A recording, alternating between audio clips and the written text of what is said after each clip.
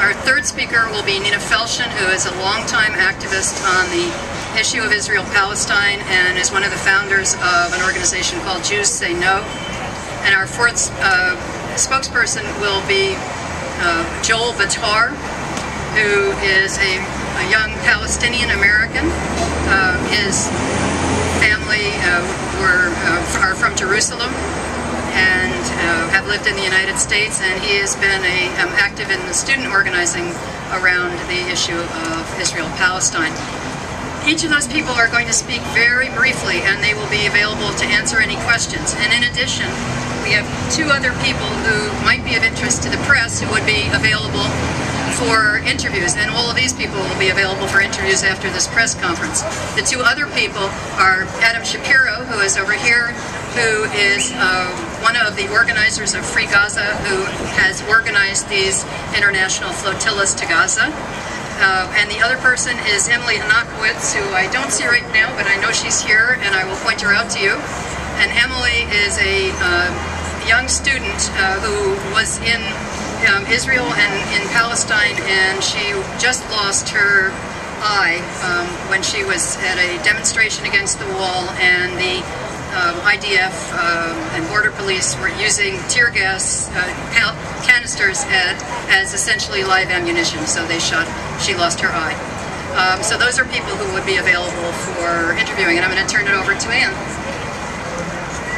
Thank you, Felice Gelman, one of the organizing team of U.S. Ships to Gaza, a great organizing team that we have that's trying to do the impossible, that in a period of like 9 weeks we're trying to raise $370,000 so that in the name of the U.S. people we can have a ship that's going to challenge the blockade, the Israeli blockade, the American blockade, the EU blockade of Gaza.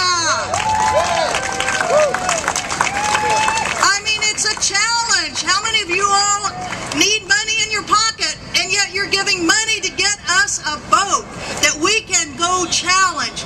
I was a part of the flotilla the last time, and let me tell you what happened there, where that flotilla actually did change policies in the world, but didn't change them enough. And that's why we are so proud of you all. 450 people are going to be here tonight. 400 will be able to get on the boat. You have reached into your pockets. You have shown that the American people do not like the policies that the Israeli government has on Gaza or the West Bank, and that the American government complicity in it must end. So for our organizing, what we really need is for every one of you all, as you go back to your homes, as you go back and talk to people about this extraordinary experience of being on this boat that'll go down the East River and around the tip of Manhattan and go up the Hudson River, that indeed it's the symbol of what we'll be doing in less than 2 months, that we will be taking a boat that will be in the name of the people of the United States to go as a part of that international blockade, to challenge, to go in and say to the people of Gaza, you can no longer be in this open-air prison, that we are helping to open the doors of that prison, and that we will be there with our hearts and our souls. So it's a pleasure. We thank you all so much. Think of what you can do in your home community, because we still need lots more help. We need thousands, tens of thousands of dollars more, actually hundreds of thousands of dollars more. So it's up to you all to help us out.